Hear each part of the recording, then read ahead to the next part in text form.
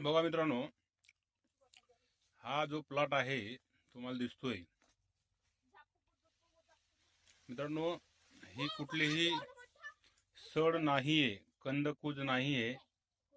तर हा जो बघा, हा जो भाग आहे ना, इथं पावसामध्ये फार मोठ्या प्रमाणात पाणी तुंबलेलं होतं.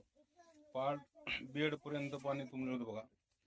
त्यामुळे त्याची मुळी जी आहे, पांढरी मुळी, ती खराब होते आणि निस्तेज होऊन जाते. त्यामुळे त्याचं जे अपटेक असतो ते होत नाही आणि त्यामुळे झाड पिवळे पडतात आणि हळूहळू अशी पूज होते.